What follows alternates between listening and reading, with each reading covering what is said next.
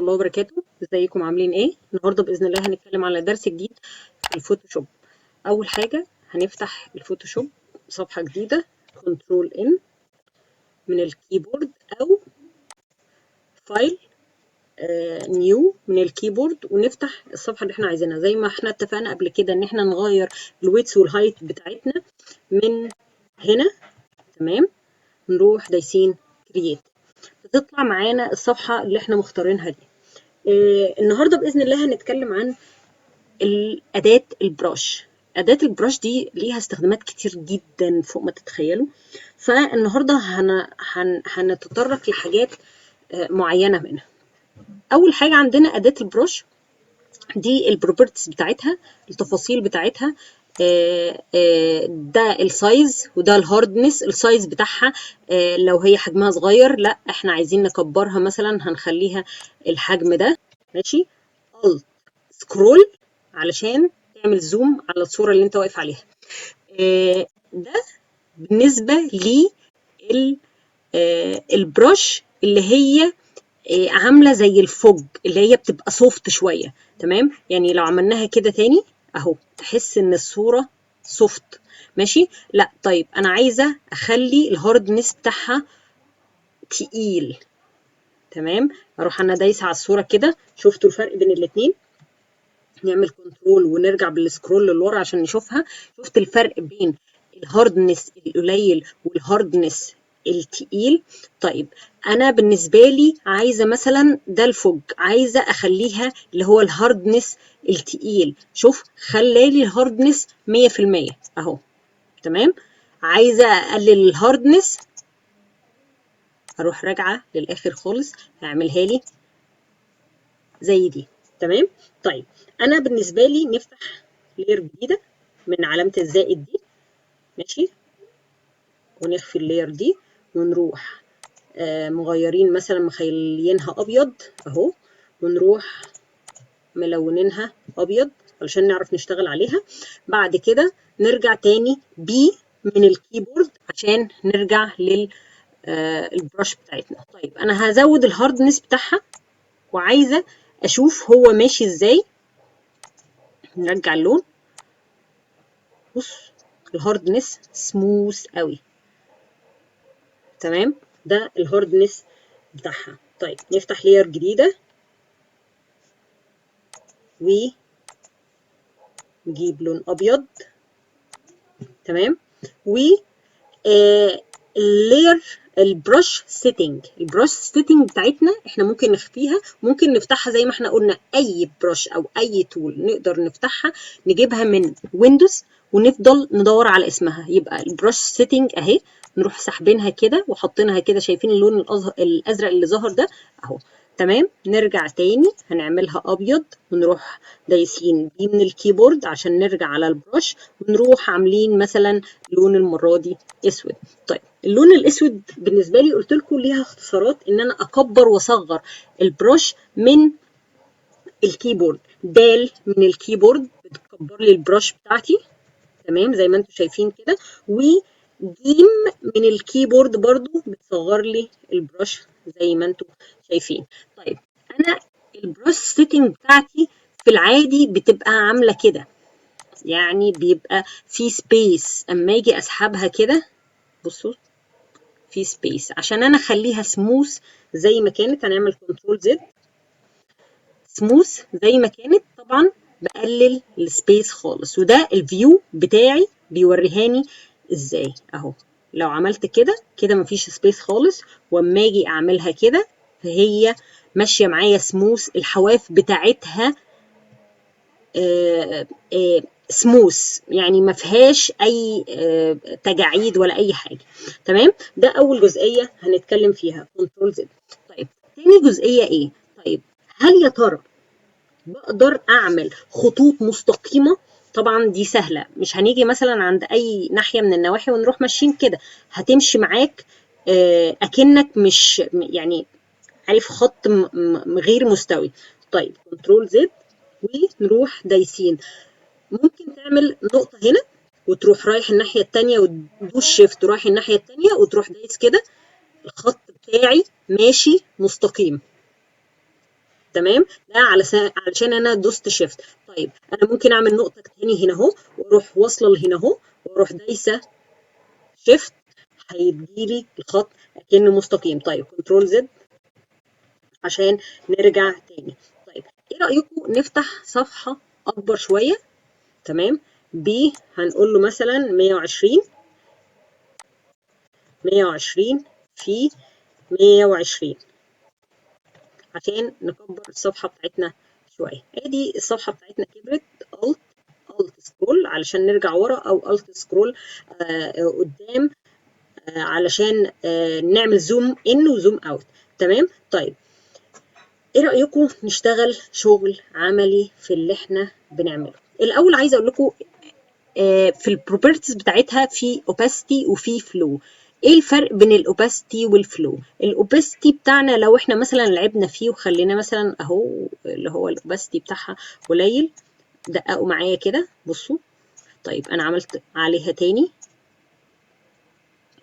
عليها تاني، تحس ان هو بيحط طبقه على طبقه. ده الاوباسيتي. طيب ده بالنسبه للاوباسيتي. طيب انا هكبر الاوباسيتي اخليها 100%، ونيجي هنا عند الفلو نروح مقللينه مثلا لواحد مثلا. بص اهو ده الاوباسيتي، سوري ده الفلو. بص ماشي معايا ازاي. طيب انا حابه ان انا ادوس عليها تاني.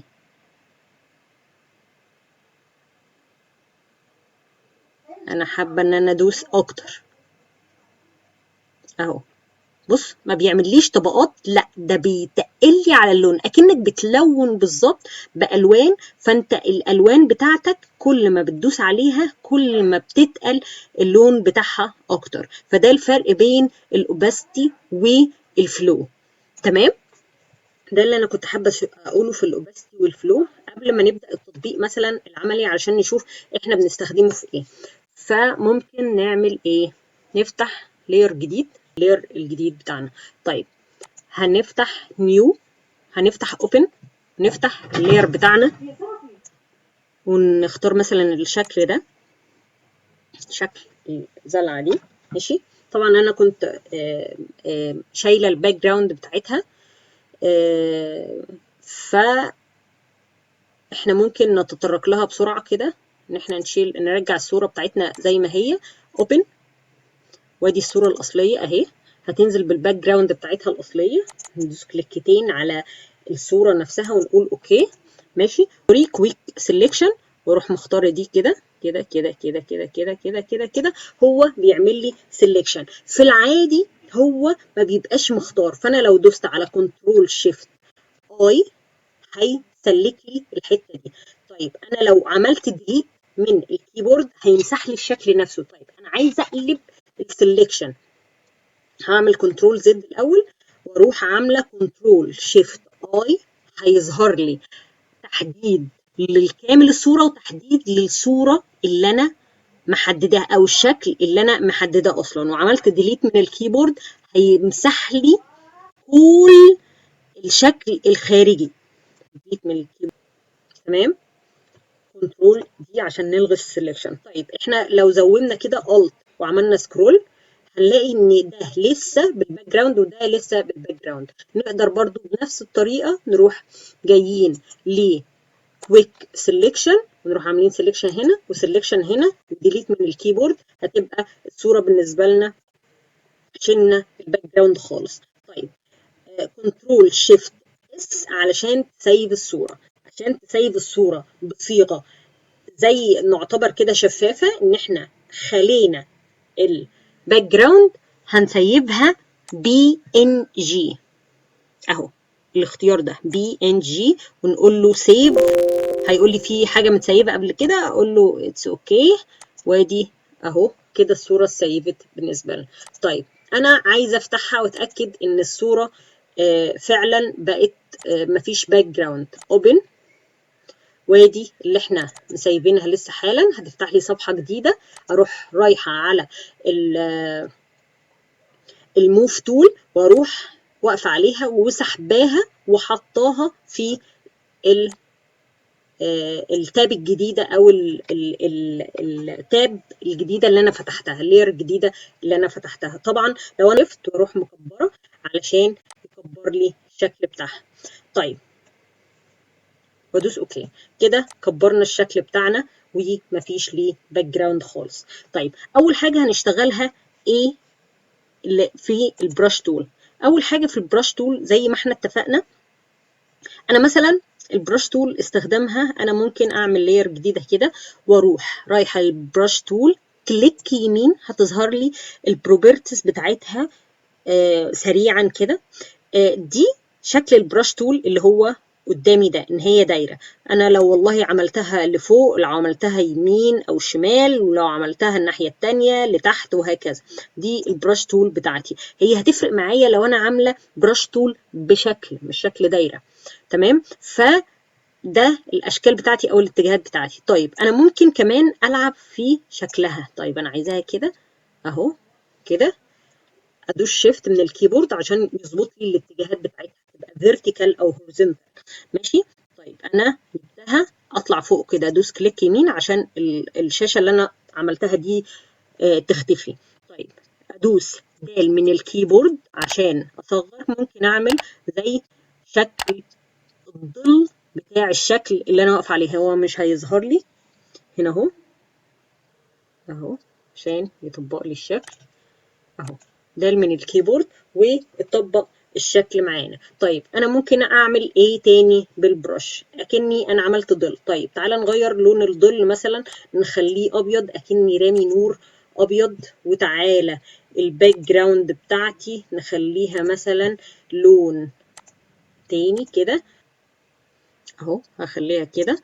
ماشي. واصغر البرش، حرف الجي من الكيبورد، كليك يمين وحرف الجي من الكيبورد كده، واروح على اتاكد ان هي سوفت. ماشي. الهاردنس مفيش هاردنس خالص. تمام. ماشي. واروح عامله الت سكرول، الت سكرول علشان اهو، سوري، زد، واروح مثلا مديالها اللون ابيض اكنها اضاءه.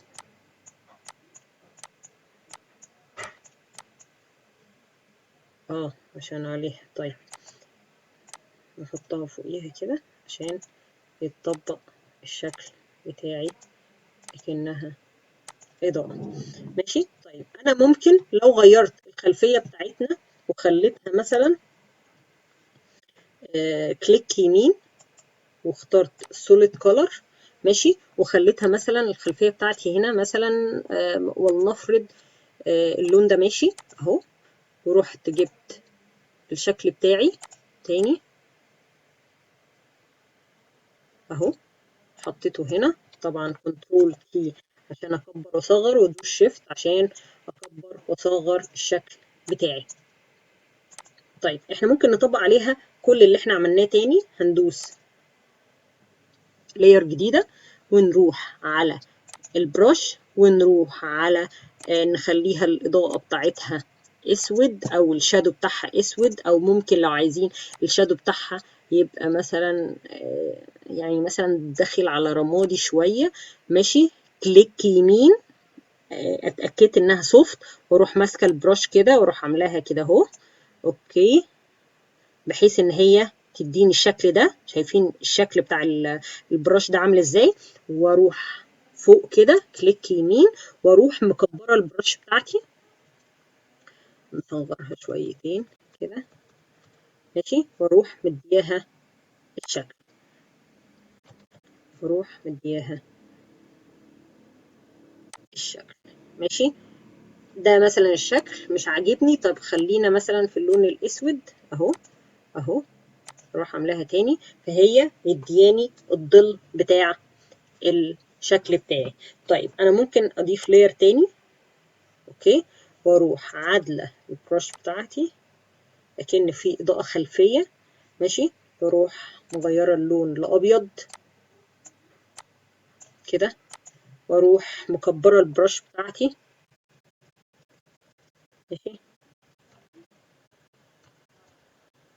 اروح مديها حته كده واروح مطلعه الشكل بتاعي لفوق خالص عشان الشكل ده يبقى وراه اكنها منوره، الشكل اكنه منور من وراه. طيب تعالوا بقى نتكلم عن حاجه جديده في البرش. زي ما احنا قلنا البرش انا ممكن اكريت برش لنفسي، لو عملت اي شكل انا ممكن اكريته، انا ممكن اخلي الزرعه دي نفسها انها تبقى برش بالنسبه لي. ازاي؟ طيب ده الشكل بتاعي ان هو الصوره مخليه، يعني ما فيهاش باك جراوند. طيب انا ممكن اخليها برش ازاي؟ دوس من ايديت. بعد ما دوسنا من ايديت هنعمل defined brush preset. تمام، ونسميها مثلا هنقول دي هنقول ايه، بوتل مثلا،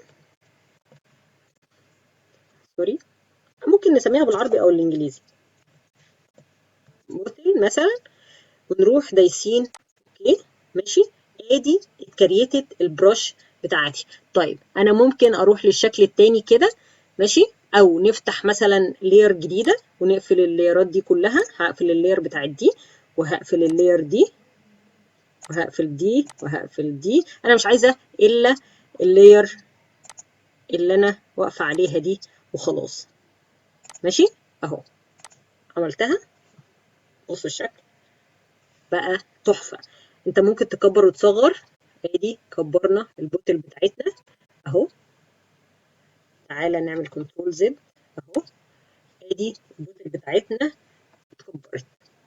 ماشي، ده علشان تكريت برش. طيب كنترول زد.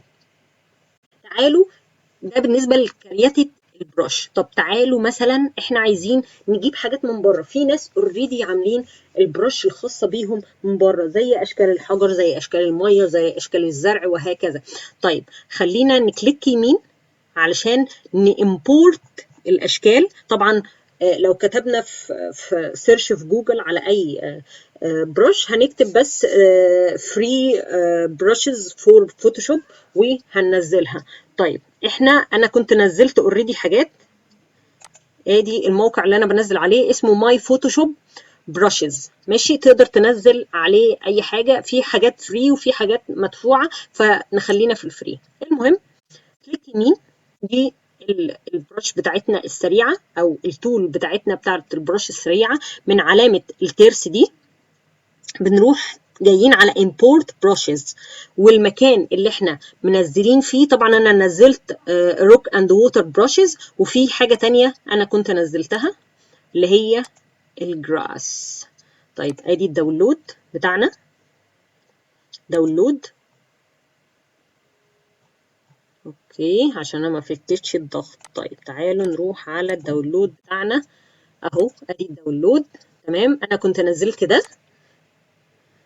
الجراس.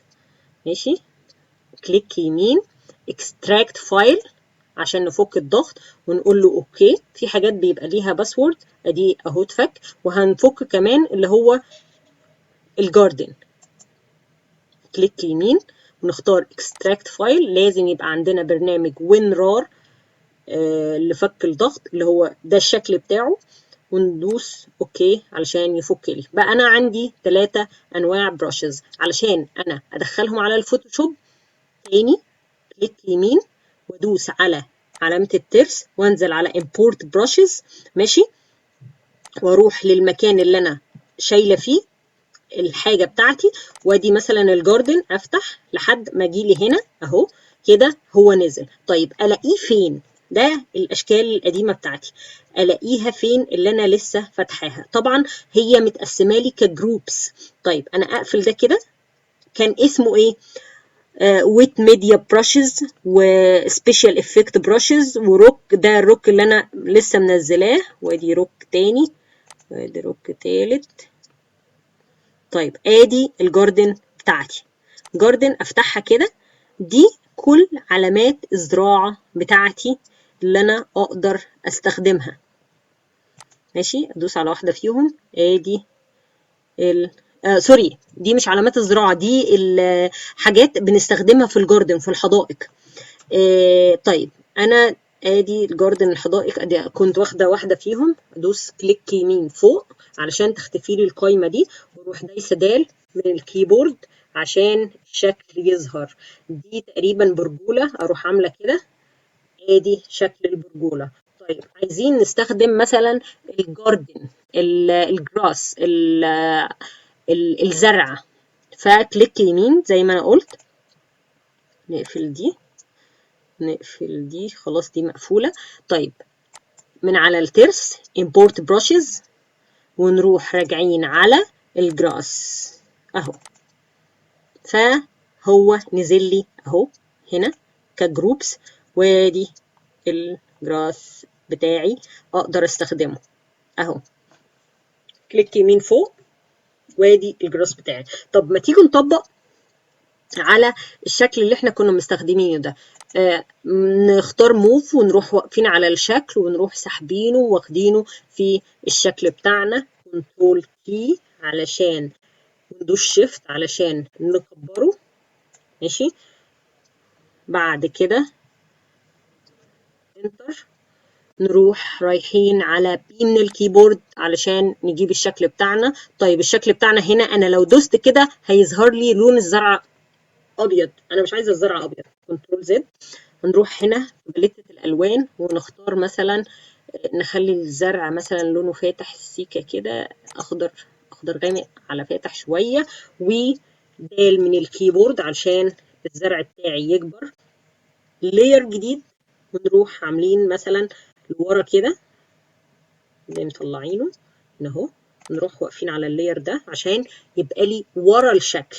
ادي بصوا اهو، شايفين الشكل بتاعي عامل ازاي؟ ده مثلا شكل من اشكال الزرع. طيب انا ممكن اقف موف واروح رافعاه كده شويه، ماشي، عشان لو هعمل شادو تحت الزلعه بتاعتي دي انا مش عايزه الشادو يأثر عليه. طيب نروح بيه من الكيبورد اهو، ونروح مختارين الشكل العادي خالص بتاع البراشز بتاعتي اللي هو كان ده، ماشي، ونروح كليك يمين ونروح عاملين كده، نروح في اي حتة يمين ونروح رايحين مغيرينه نخليه اسود هنا، ونكبر الدايرة بتاعتي من الكيبورد حرف الدال مثلا نخليها كده، ونروح دايسين، ادي عمل لي ظل.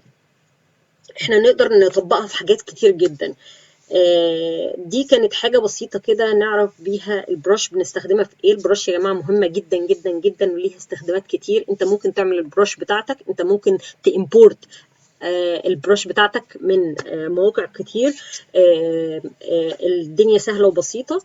بدأنا نخش في الحاجات اللي هتطلع لنا شكل في الآخر نقدر نستخدمها.